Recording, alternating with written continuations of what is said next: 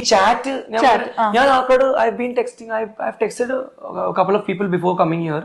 So how is that affecting my life now? എന്തെങ്കിലും പ്രശ്നം എനിക്ക് തോന്നുന്നു അത്ര എനിക്ക് 100% ഉറപ്പുണ്ട് ഒരു പെൺകുട്ടിനെ ഞാൻ അങ്ങനെ ഈ പറഞ്ഞ പോലെ ഉപദ്രവിക്കുന്ന രീതിയിൽ ഞാൻ സംസാരിച്ചിട്ടില്ല. ഫ്രീ ആണെങ്കിൽ normal with girls you can tell me when you free let me know will all catch up. ഫ്രണ്ട്സോട് പറയാറില്ല ഇതൊക്കെ. Hi guys, Bigg Boss contestant ആയിട്ടുള്ള ആര്യൻ പുറത്തിറങ്ങിയതിന് ശേഷം ഒരു ചാനലിന് കൊടുത്തിട്ടുള്ള ഒരു ഇന്റർവ്യൂ ഇപ്പം യൂട്യൂബിൽ നല്ല വൈറലായി കത്തി കയറിക്കൊണ്ടിരിക്കുന്നത് ഈ ഒരു ഇന്റർവ്യൂ തന്നെയാണ്. ഈവൻ എനിക്ക് പോലും അറിയാത്ത കുറേ ആൾക്കാർ എനിക്ക് ഈ ഇൻ്റർവ്യൂ ജസ്റ്റ് എൻ്റെ ഇൻസ്റ്റഗ്രാമിൽ മെസ്സേജ് റിക്വസ്റ്റിൽ ഷെയർ ചെയ്തിട്ടതായിട്ടും ഞാൻ കണ്ടു. അപ്പം ഞാൻ ആലോചിച്ചു ഇത് എന്തുകൊണ്ടാണ് എനിക്ക് ഷെയർ ചെയ്തത്.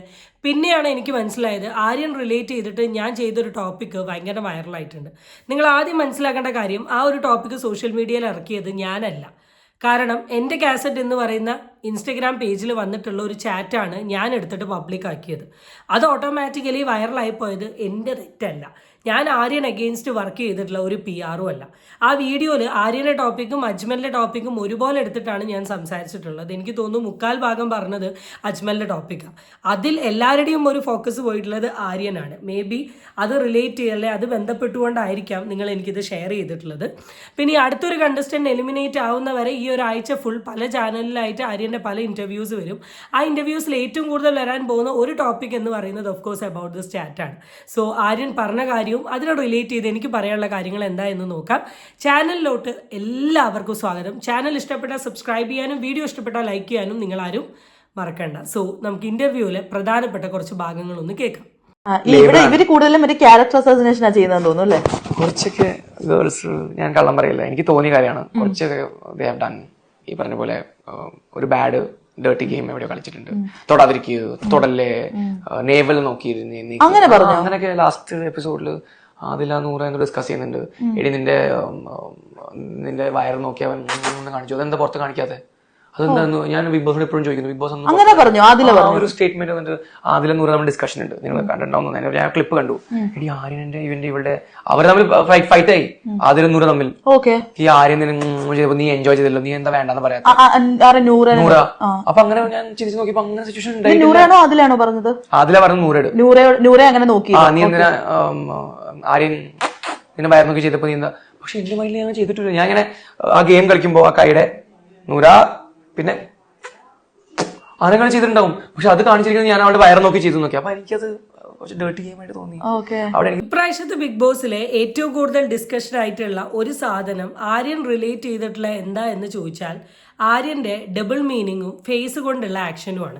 ഈവൻ അത് റിലേറ്റ് ചെയ്തിട്ടുള്ള ഒരു വീഡിയോ ഞാൻ ഓൾറെഡി എൻ്റെ യൂട്യൂബ് ചാനലിൽ അപ്ലോഡ് ചെയ്തതുമാണ്.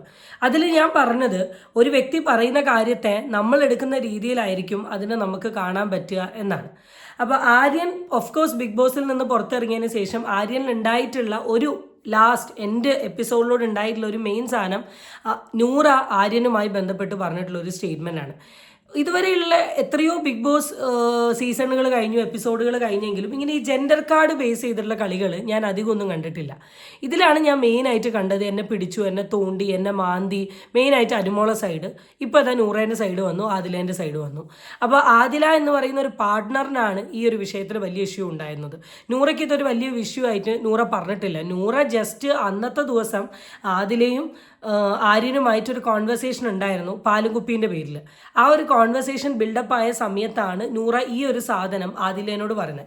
അപ്പം തന്നെ ആദില ഇതൊരു വലിയ വിഷയമാക്കണം, നീ സംസാരിക്കണം, നീ ചോദിക്കണം എന്നൊക്കെ പറഞ്ഞ സമയത്തും നൂറ വലിയ രീതിയിൽ ഇത് ചോദിക്കണം എന്നോ അല്ലെങ്കിൽ ഇത് സംസാരിക്കണം എന്നൊന്നും നൂറയ്ക്ക് ഉണ്ടായിരുന്നില്ല. കാരണം നമ്മൾ ഇപ്പോൾ എൻ്റെ അടുത്ത് ഒരാൾ മോശമായി പെരുമാറുക, അപ്പോൾ എനിക്ക് 100% ഷുവറാണ് ആ വ്യക്തി എന്നോട് മോശമായി പെരുമാറി എന്ന് തോന്നിയിട്ടുണ്ടെങ്കിൽ എവിടെയാണെങ്കിലും ഞാൻ അയാളോട് റിയാക്ട് ചെയ്യും. അയാൾ പെരുമാറിയ കാര്യത്തിൽ ഒരു സംശയമോ അല്ലെ ഇതിൽ അങ്ങനെയാണോ അങ്ങനെയല്ലേ എന്ന് തോന്നുമ്പോഴാണ് നമുക്ക് എന്ത് ചെയ്യുക, റിയാക്ട് ചെയ്യാനൊരു പ്രശ്നം ഉണ്ടാവുക. അപ്പോൾ ഈ വിഷയത്തിൽ ആദ്യം തൊട്ടേ ആദ്യം റിയാക്ട് ചെയ്യണം എന്ന് പറയുമ്പോൾ നൂറ റിയാക്ട് ചെയ്യാനൊരു ഇൻട്രസ്റ്റ് കാണിക്കാത്തതിൻ്റെ ഒരു റീസൺ എനിക്ക് തോന്നുന്നു ചിലപ്പോൾ ആര്യൻ പറഞ്ഞതുപോലെ ആര്യൻ ജസ്റ്റ് വായം കൊണ്ട് കാണിച്ച ഒരു കോപ്രായത്തരത്തെ നൂറയ്ക്ക് അങ്ങനെ ഫീൽ ചെയ്തതാണോ എന്നുള്ളത് കൊണ്ടാണ്. ഇപ്പം ജെൻഡർ കാർഡ് ബേസ് ചെയ്തിട്ട് കുറേ അലിഗേഷൻസ് ഈ ബിഗ് ബോസിൽ ഉണ്ടായിരുന്നു. ഈവൻ ഷാനവാസിനെതിരെ അനു വന്നിട്ടുണ്ട്.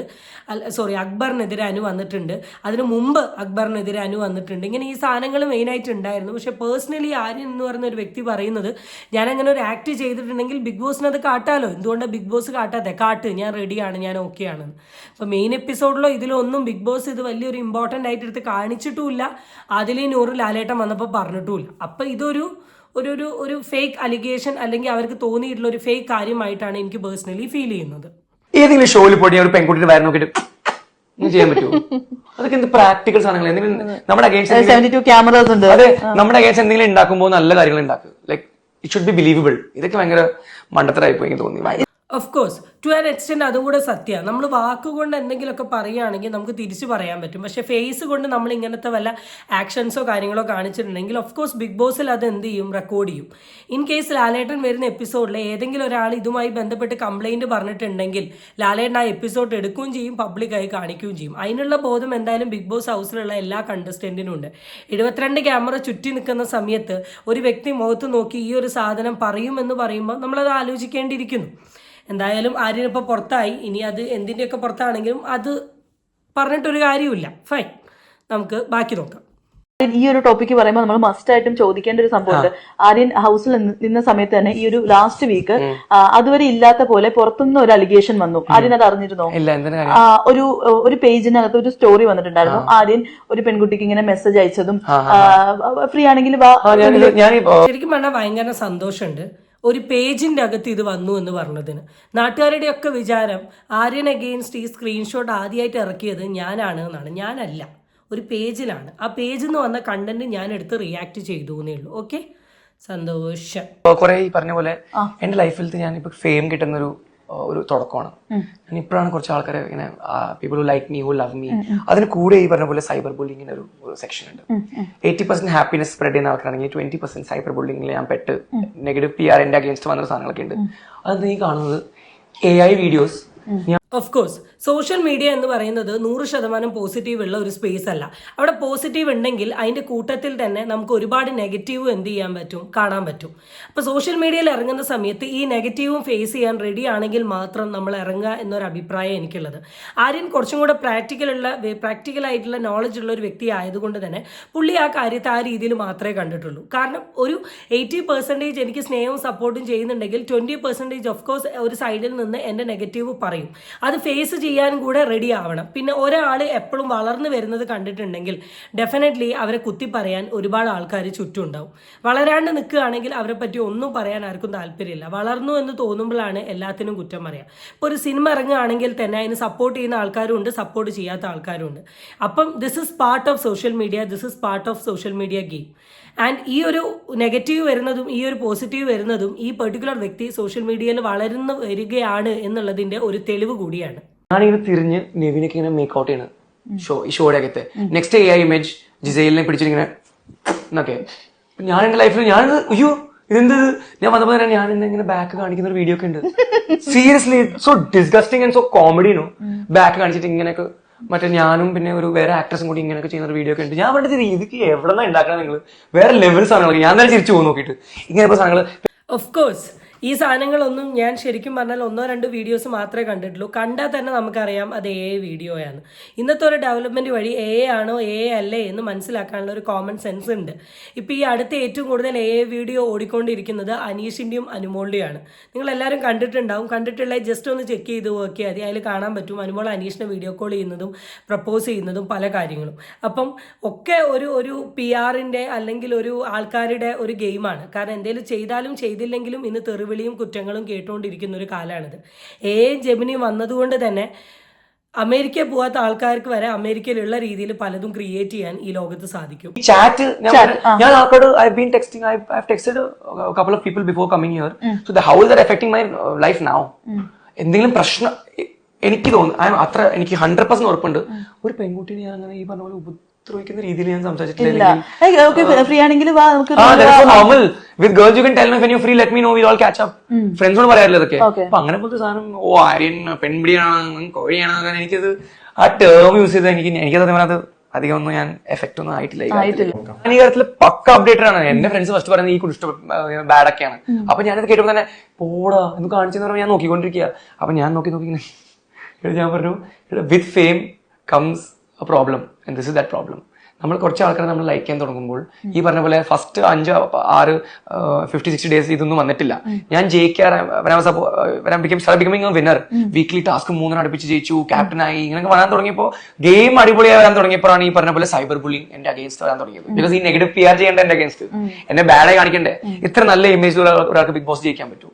അപ്പൊ ഈ എടുത്ത പ്രിവെൻഷൻസ് ആണ് ഇവര് ബാഡ് എന്റെ അഗേൻസ്റ്റ് ജനങ്ങൾക്ക് എങ്ങനെ തിരിച്ചു. ആദ്യം തന്നെ ഞാൻ ഭയങ്കര ഹാപ്പിയാണ്, കാരണം ആര്യൻ ചെയ്തൊരു കാര്യത്തെ ആര്യൻ അഡ്മിറ്റ് ചെയ്തു.